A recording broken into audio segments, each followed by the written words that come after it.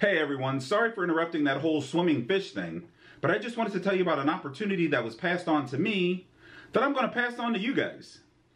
Jonathan Little, you know the guy that has like $7 or $8 million in tournament career earnings? Well, he's giving away $1,500 in the form of 3 free Big 50 WSOP tournament seats for this upcoming series. And to win it, all you have to do is click the link in the description I'll put below, into your email address, into your name, and hope. In addition to the free seats, he's also offering his coaching bundle, which consists of 5 different coaching webinars and training videos at an insane discount. Using the link below, you can get all 5 for $99. Look, if you're looking to get better at poker, if you're looking to increase your poker prowess, if you're looking to become a crusher, get girls, lose weight, build muscle, these videos, they'll do some of that. And lastly, if you really want to take your game to the next level, with over 400 poker hand quizzes and more than 30 coaching webinars, the poker coaching link I'm providing below, that one's probably for you. Check out that link, click the apply button, and check out the savings on the 1, the 2, and the 3-year plans. I feel like I should be getting loosey-goosey with the sandwich right now. But seriously, all jokes aside, this is really an insane package. If you're somebody that's looking to get better at poker, someone looking to improve your game, and improving your game could be anything, right? That could be getting better at your local home game, getting better when you step into play at a casino. Maybe you're looking to get better at tournaments. Maybe you're looking to jump into the bigger tournament pond, play some of the bigger tournament series. I wouldn't pass on looking into this. Seriously. All right.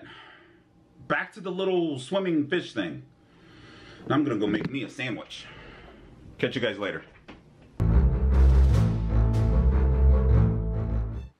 Previously on YouTube's The Drawing Dead. By the power of Radeon. And occasionally I'll pay somebody off when I have pocket aces and they're screaming to me that they have a full house. I'm for real. I'm for real.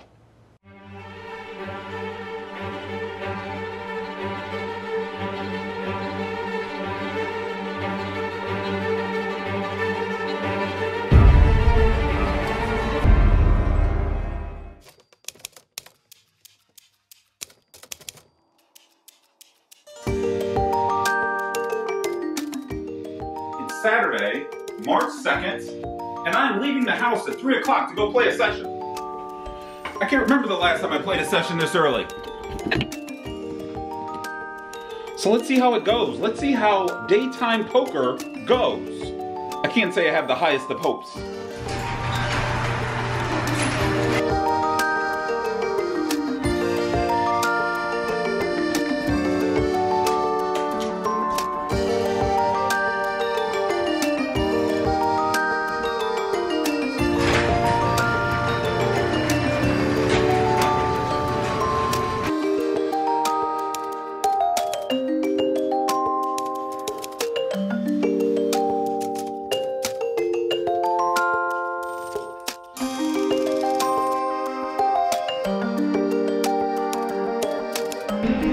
So we have decided to switch things up a tiny bit and head to Ameristar in this early Saturday day session. So let's see what happens here at Ameristar, but I doubt I stay here all night long. Man, this parking garage is loud.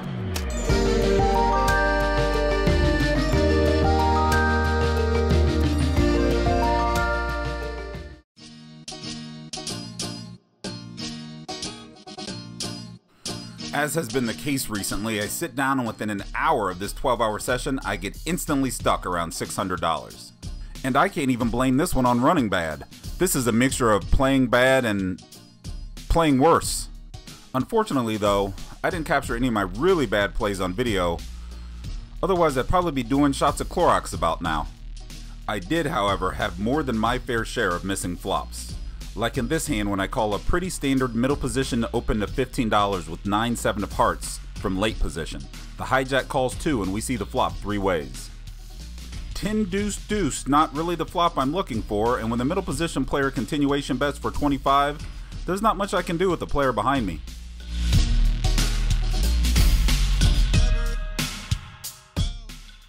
Conventional wisdom says that when your image is bad, as mine currently is in this session, you should probably reel it in a bit and buckle down.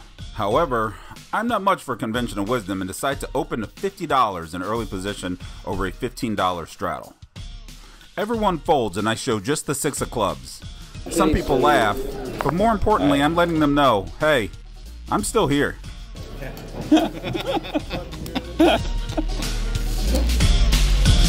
Good fold, sir. Keep in mind, especially when you're playing low stakes 2-5 and 1-3 games, that most of these players aren't poker crushers, and thus they fall into very predictable patterns of behavior that you can take advantage of. Sitting about $1,000 deep, I call a middle position open to $15 with ace-5 of spades, and the big blind comes along as well. Flop action is checked over to me, but I'm still playing with a not so good image, so I decide to check back with middle pair and a backdoor flush draw. The turn 10 of spades gives me additional equity to that flush draw and action is checked over to me again. Now the spot is just too good for me to pass on and I decide to bet $25. Both the big blind and the middle position player calls and we're still 3 ways to the river. The river ace of diamonds bricks my nut flush draw, but I do back into 2 pair and action is checked to me once again. I most likely have the best hand here and I still should be good the majority of the time I'm called, so I decide to bet $40. Unfortunately, the big blind doesn't call. He check min raises me to $80. Make it 80. The middle position player quickly folds, as do I, because the river check min raise as a bluff line in this game from this player doesn't exist.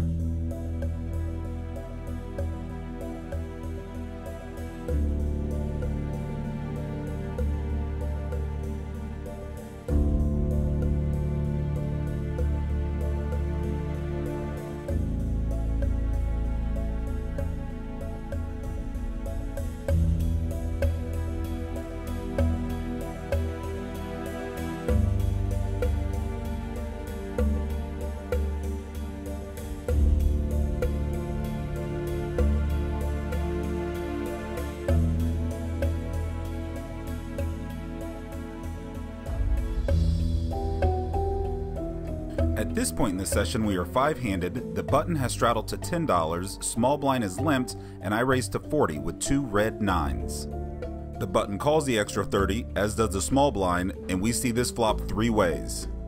When doing hand analysis on later streets, being able to replay the action on previous streets is vital. While it's great that I flopped a gut shot straight flush draw, pretty soon it'll be way more important to me that I remember that this flop got checked through. All the checking stops now though as the small blind leads for $70.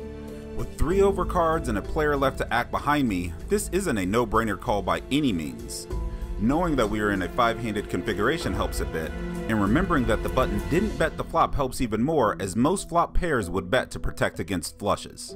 I do still have a straight draw and the 3rd nut flush draw, although seeing the queen of diamonds doesn't guarantee a win. Factoring in a lot of things like the small blind's generally aggressive nature and believing 5-handed that my hand is just too strong to fold at this point, pushed the needle into the call zone. However, I'm prepared to release if the button shows any interest in this hand. Worrying about the button becomes unnecessary when he folds and we see the river heads up. By most accounts, the 6 of clubs on the river shouldn't change anything as I block all the straights. That being said, the small blind goes into the tank for a long time. While he's tanking, I'm wondering, what hand could he be thinking about betting here that I couldn't beat? A flopped flush he'd most likely bet the flop with, same with 2 pair or a set. As the original raiser, I should be hitting this board much harder than he should, so when he finally does drop $200 into the middle, I've already concluded that he has way more busted draws than hands he's betting comfortably for value. And I quickly call. And in this case I happen to be right as he showed ace-5 offsuit with the ace of diamonds.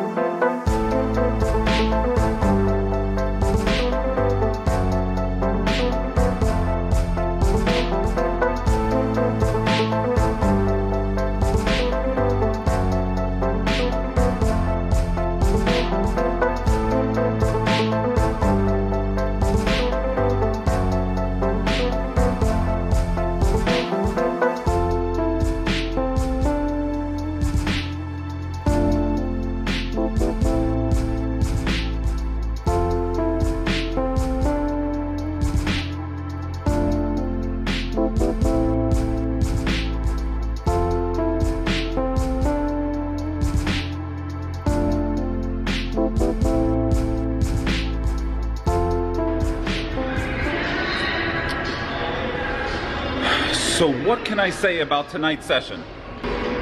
Not the best session, not the worst session, and for 1,500 out for 1,087, a down $413 session. In most of the session, I really didn't have too many hands to dance around with. Those hands that I did dance around with didn't very well most of the time. Some of the time, hopefully you guys saw some of the time. Most of the time, not so hot. At one point in the night though, the 2-5 game was three-handed. Then things went well. Then I chipped up a lot. If not for the three-handed portion of the night, I would have been stuck big time. So the three-handed portion of the night almost got me back to right, but still down a little over 400. And another session is in the books. This long Saturday is over. So with that, let's wrap this thing up. If you like the videos, subscribe, leave me a comment, and I will probably respond. And I will catch you guys next time. Man, this music in here is loud. Bye.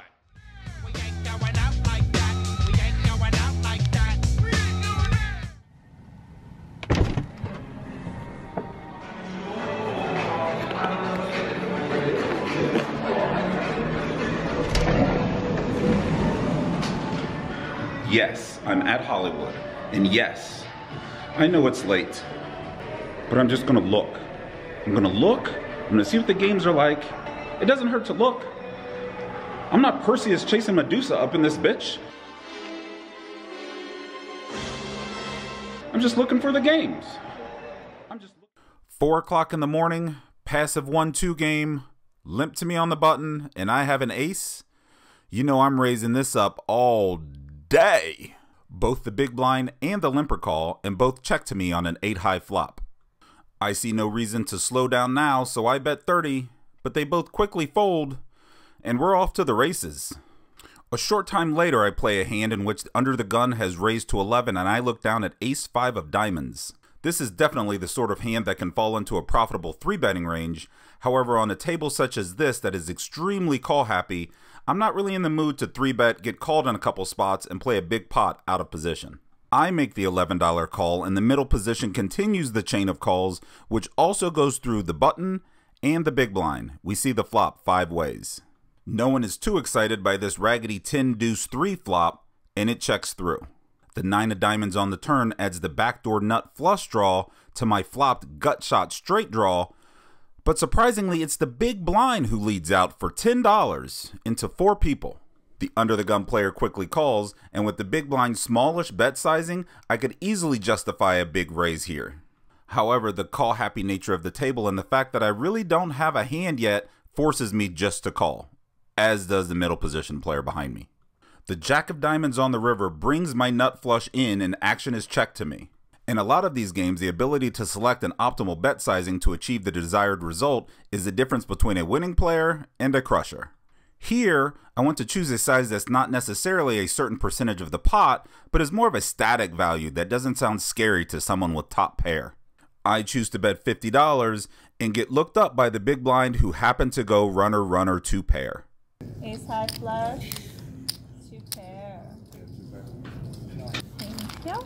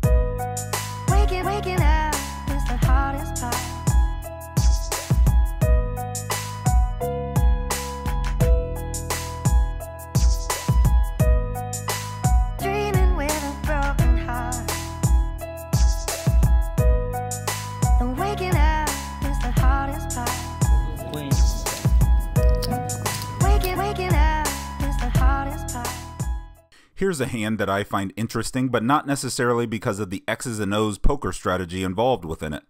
In this hand, super duper OMC has opened to 26 in early position. Yes, opened. I look down at pocket 9's, which is generally a decent hand, but I'm pretty sure 99.9% of the time, I'm way behind in this spot. However, I call anyway, and we head to the flop heads up. This is generally the portion where I show you the flop.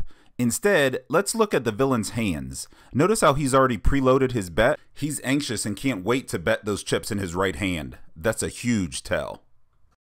The villain fires his preloaded $35, and although the flop is 8 high, and I do technically have an overpair, I'm just gonna let this one go.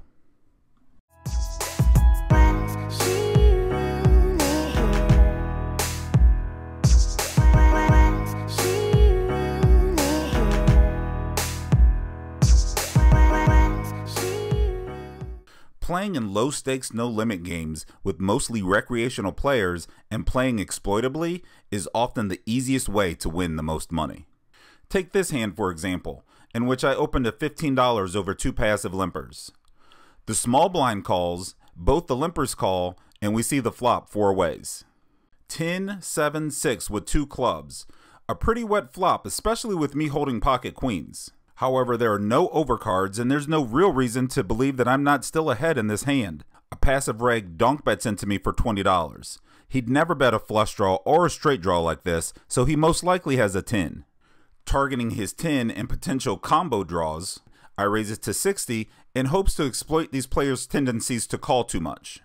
And when action returns to him, he shoves for $172 more. All in. So a spot that started with me betting for value quickly turns into a spot in which I'm folding to preserve money on future streets. Later he told me that he had a set of 10s. Yes, this is an exploitable fold, but do I now fear that old man coffees are going to crawl out of the woodwork and check raise and back raise me hoping that I'll fold an overpair to them? No. The very next hand I raised 6-9 offsuit to $15 over 1 limper who just happens to be the same OMC that blew me off a pair of queens when he flopped top set the hand previous. I do flop bottom pair on the queen 10-9 with 2 hearts board, but it's very wet and coordinated and there's really nothing to see there. However, I do like the 9 of diamonds on the turn, and when checked to me I bet $25. My bet gets checked called and we continue to the river. I'm not quite sure how many 9s are in this deck, but I'm pretty sure I have them all. OMC checks to me once again, and I squeak out a value bet of $40, hoping he'll bite, but he doesn't. Taking out all rookies, don't forget Oreos, eat Cool J cookies, I'm back. I got a good frame of mind now, and the people who supported me so well, and I'm gonna go out now, let the people see me.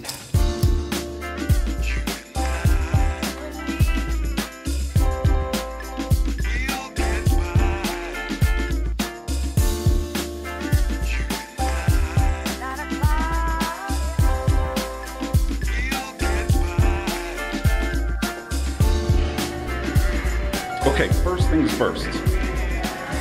I'm sorry there was no mid-session update for that session. Actually, there was no mid-session update for the session at Ameristar either. But I will tell you this. That game that I just left, utterly ridiculous. Utterly ridiculous.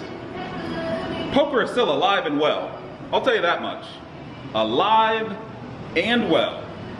I will tell you I was in that game for 300 and out for 703, and it's late now. It was late before, but now it's late, and snow is on its way, which is the only reason I left, to be completely honest with you. The players in general here play really tight, but they were beyond tight tonight. Super tight. And so, as you probably saw, I was opening with damn near everything pre-flop, and then just kind of figuring things out post-flop. Did that work? Sometimes. Sometimes it didn't, but it worked more often than it didn't. So a nice little bounce back from the Ameristar downness, but now we gotta get out of here. We gotta get out of here, we gotta beat this snow. Already gave you all the wrap-up instructions about subscribing, so I will catch you in next week. Let's just call it that. Bye. feel like this forever.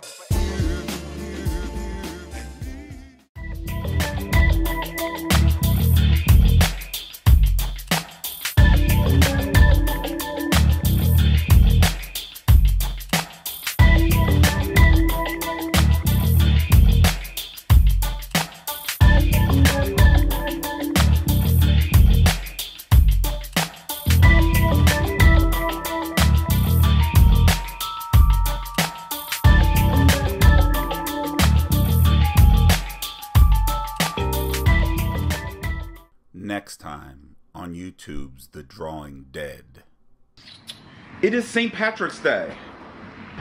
But either way, we're on the list. We're going to get into some action. We're going to get into some Heartland Poker Tour action. I didn't have ace king. But ace king was good. But I didn't have ace king.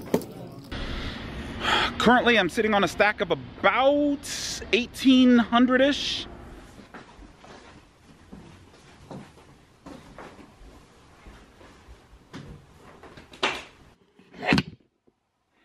Which is, and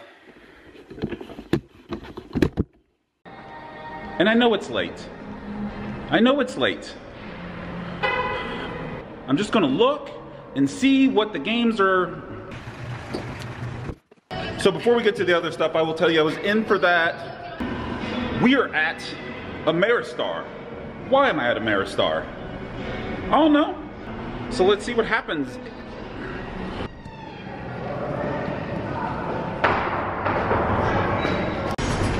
Most of which I had nothing much to.